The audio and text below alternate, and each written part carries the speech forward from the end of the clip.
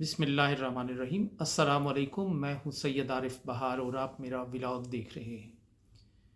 नाज़रीन, Pahalgam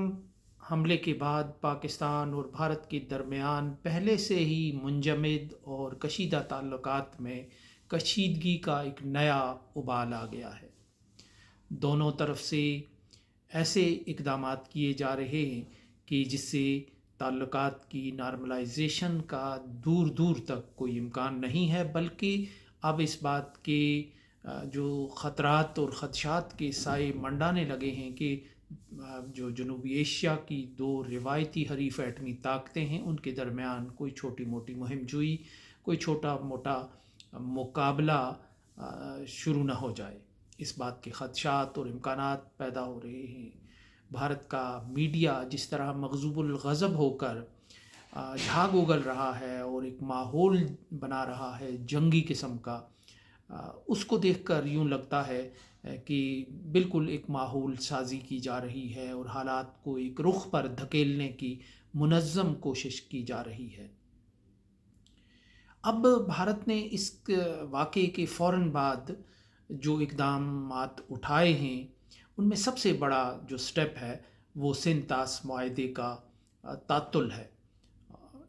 Indus water treaty का तातुल ये कोई अनहोनी बात नहीं है, बल्कि ये नविश्ते दीवार नज़र आ रहा था और कुछ लोग इसे पढ़ रहे थे और कुछ लोग इसे रिवायती अंदाज में नज़रअंदाज कर रहे थे, इसे हंसी मजाक में उड़ा रहे थे। लेकिन अब यूँ लगता है कि जब नरेंद्र मोदी की और भारतीय जनता पार्टी की हुकूमत जब से भारत में आई है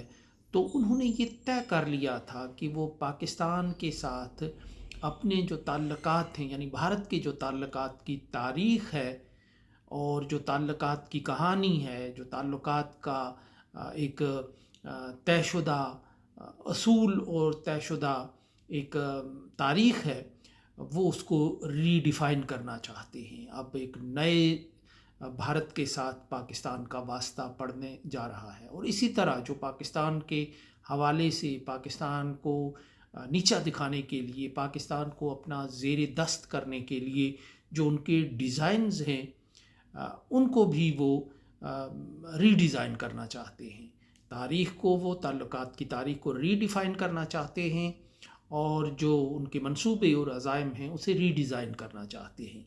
और पहले मकसद के तौर पर उन्होंने 5 अगस्त 2019 का कदम उठाया था। उसके लिए पुलवामा हमले का बहाना बनाया गया और पुलवामा हमले के अभी उसकी यानी गूंज भी उस धमाके की वहाँ फ़ज़ाओं में मौजूद थी कि एक तराना बन कर आ गया कि जिसमें वो कुछ लोग गा रहे थे कि तोड़ दो धारा 70 को, यानी उसका फ़ौरन जो जवाब था वो पहले से तैयार किया गया था और वो धारा 370 को तोड़ना था। और बाद में वक्त ने साबित किया कि पुलवामा का जो बहाना लेकर पुलवामा को बुनियाद बनाकर उन्होंने वो कदम किया कि जिससे भारत हम दहाइयों तक हिचकिचाता रहा, क्योंकि ये एक बायलैटरल मसला नहीं था, ये अक़वाम मुत्तहिदा में केस मौजूद था, फ़ाइल मौजूद थी और एक तारीख़ थी इसकी। और इसके 3 बड़े फ़रीक थे जिनमें बुनियादी फ़रीक कश्मीरी अवाम थे जो ख़ुद को यानी पाकिस्तान और भारत उन्हें फ़रीक समझें या न समझें, कश्मीरी अवाम को ये इल्ज़ाम और ये एतमाद रहा है हमेशा से कि वो इस मसले के बुनियादी फ़रीक हैं और ये ज़मीन के टुकड़े का नहीं, इंसानों की के फ्यूचर का, उनकी बका का और उनकी राय और ख्वाहिश का मसला है। तो इस तरह उन्होंने जिस बात से भारत हिचकिचाता चला आ रहा था मुद्दतों तक, उनके दिल में ये ख्वाहिश अंगड़ाइयाँ ले रही थी, लेकिन भारत इससे एक झिझक महसूस कर रहा था, तो वो स्टेप भी पुलवामा हमले की आड़ में भारत ने ले लिया और यूँ कश्मीर पर जो उनके ज़ेरे तसल्लुत कश्मीर था उस पर उन्होंने कंट्रोल अपना मुस्तहकम किया, उस पर पाकिस्तान के दावे को उन्होंने अपने तय कमज़ोर किया। अब उसके बाद जो दूसरा गोल उनका था, जो 2015 के बाद ही जिसे डिस्कस करना वो शुरू हो गए थे, वो यही था कि जो इंडस वाटर ट्रीटी है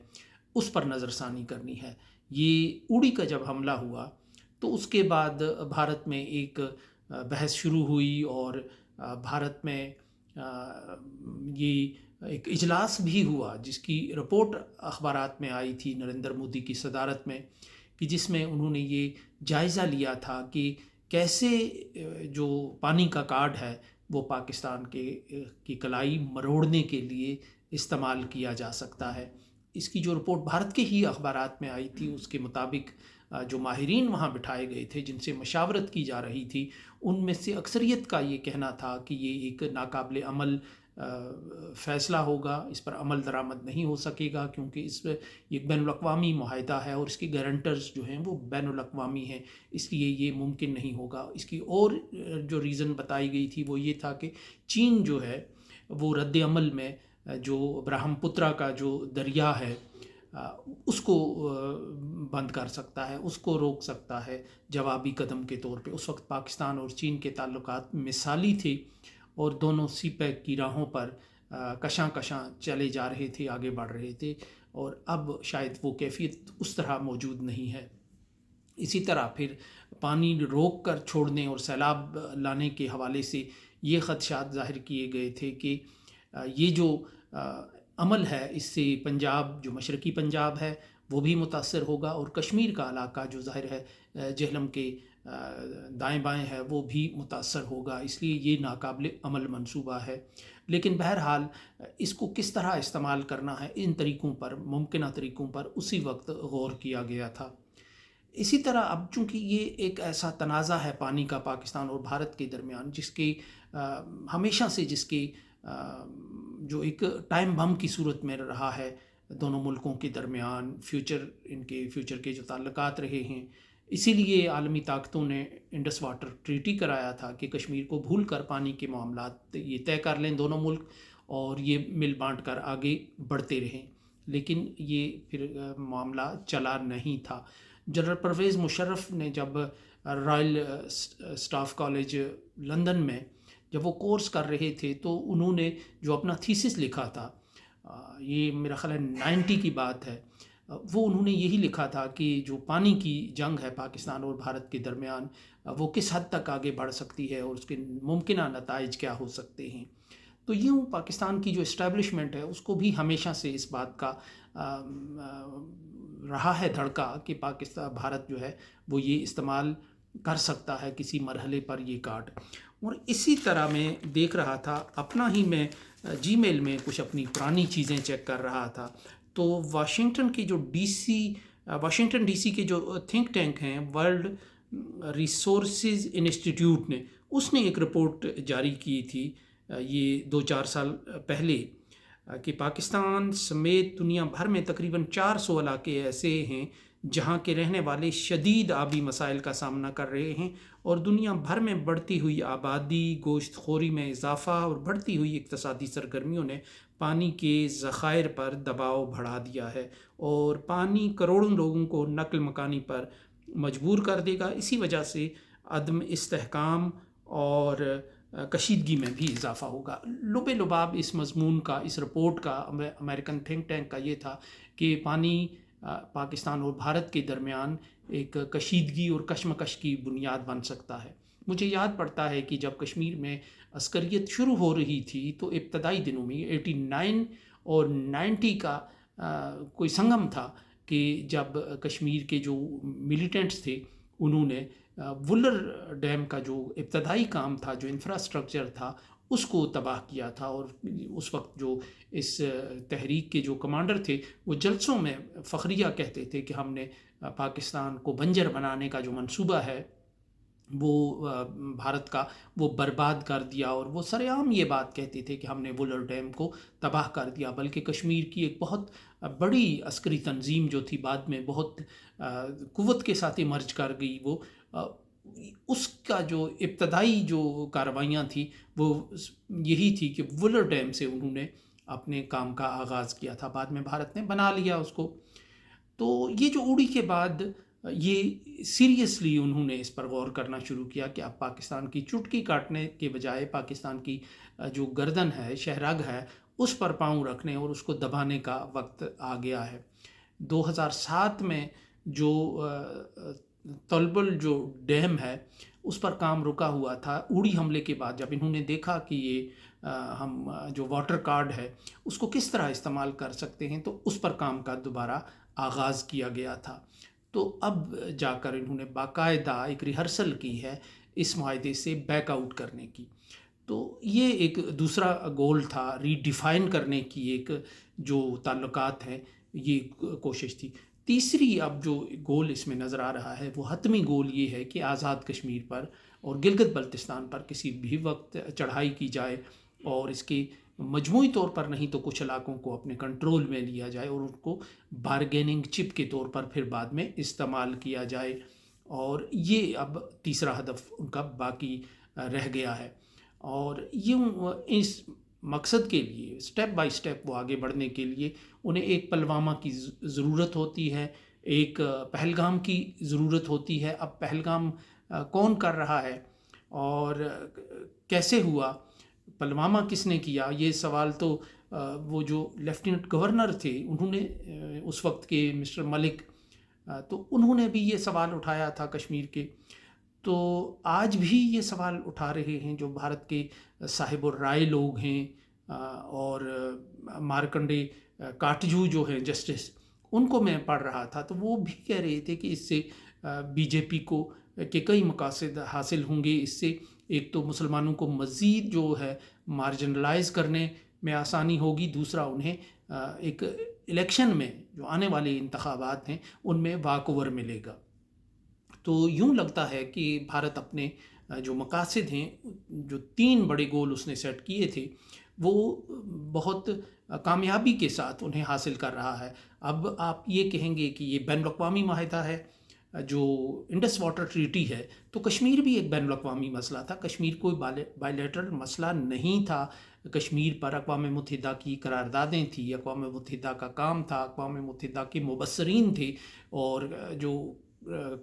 لکیر ہے وہ کنٹرول لائن تھی، وہ بین الاقوامی سرحد نہیں تھی، اور دنیا میں یہ مسئلہ موجود تھا۔ او آئی سی میں اس پہ کام ہو رہا تھا، یو این میں کام ہو رہا تھا۔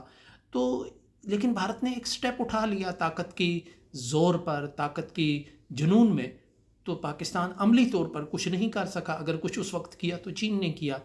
اب اسی طرح آپ یہ کہتے ہیں کہ پانی نہیں روک سکے گا، جی یہ دنیا آ جائے گی اور قیامت برپا کر دے گی کہ یہ اس میں ورلڈ بینک جو ہے وہ گارنٹر ہے، تو اس کا بھی یہی ہے کہ طاقت کے زور پہ اب وہ جو کرنا چاہیں، جتنا کرنا چاہیں، اور جتنی وہ کامیابی اس سے حاصل کر سکتے ہیں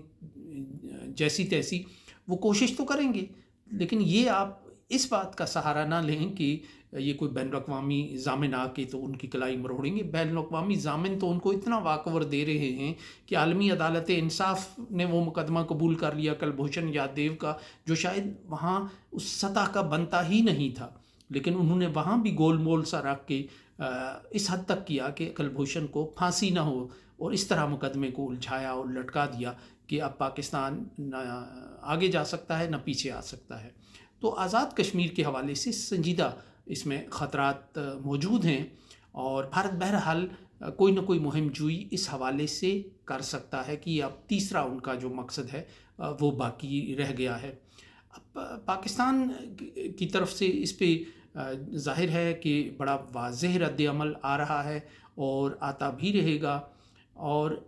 اس سے بھارت کو خوش فہمی نہیں ہونی چاہیے۔ ایک سیاسیات کے ایک طالب علم کے طور پہ میں سمجھتا ہوں کہ جو کشمیریوں کو انہوں نے کھڑا کرنے کی کوشش کی ایک بفر کے طور پہ، ایک بیریئر کے طور پہ، جو ملیٹنسی ہے یا جو یہ دہشت گردی ہی اگر ہم اس کو کہیں کہ اور ہے کہ بے گناہ اور معصوم لوگوں کو، نہتے لوگوں کو پر حملہ ہوا، تو اگر اس کے درمیان انہوں نے وقتی طور پر کشمیریوں نے احتجاج کیا تو یہ کوئی ہمیشہ کے لیے کشمیریوں نے کوئی بلینک چیک لکھ کر نہیں دیا، یہ ایک عارضی بیریئر ہے۔ اور اگر بھارت نے بٹرے کیا اپنے وعدوں سے اور پیچھے ہٹے وہ، اور اسٹیٹ ہوڈ بحال نہیں کی، اور ان کو کوئی واضح سپیس کشمیریوں کو نہیں دی، تو یہ جو احتجاجی مظاہرے آج ایک مخصوص مقصد کے لیے ہوئے، ظاہر ہے کہ یہ تو انسانیت کے حوالے سے تھے، تو یہ مظاہرے کل دوبارہ یہ لیوریج جو ہے یہ کسی بھی مزاحمتی گروپ کے ہاتھ میں چلا جائے گا، کسی بھی مزاحمتی شخصیت کے ہاتھ میں چلا جائے گا کہ وہ خواہ بڑی اور مقبول نہ بھی ہو، تو کشمیری دوبارہ اٹھ کھڑے ہوں گے اور کشمیری احتجاج بھی کر سکتے ہیں اور کشمیری ناراض بھی ہو سکتے ہیں، اور ابھی بھی ان کی ناراضگی جو ہے وہ کسی نہ کسی انداز سے جھلک رہی ہے۔ تو یہ اس کا مطلب یہ تاریخ میں 30-40 سال میں پہلی دفعہ اٹھ کے اگر انہوں نے ایک واقعے پر احتجاج کیا تو یہ واقعہ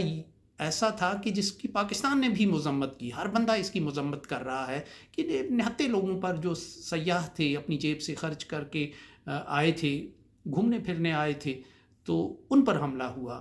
اور اس کا رد عمل دکھانا یہ ایک کشمیریت ہے، کشمیری معاشرے کی ایک شناخت ہے، ایک پہچان ہے، اور تو اس پر رد عمل دکھانے کا یہ مطلب نہیں ہے کہ انہوں نے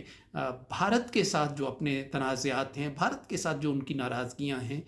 وہ ختم کر دی ہیں، اور آئندہ اسی طرح پاکستان اور بھارت کی کسی بھی لڑائی میں، کسی بھی پراکسی کارروائی میں یا کسی بھی ایسے مسئلے میں کشمیری عوام کھڑے ہو جائیں گے پاکستان کے خلاف اور بھارت کے حق میں۔ تو ایسی یہ سوچ نہیں ہے۔ اب دیکھتے ہیں کہ یہ کشیدگی کا جو اونٹ ہے یہ کس کروٹ بیٹھتا ہے۔ فی الحال اتنا ہی، اس کے ساتھ ہی اجازت دیجیے۔ اللہ نگہبان۔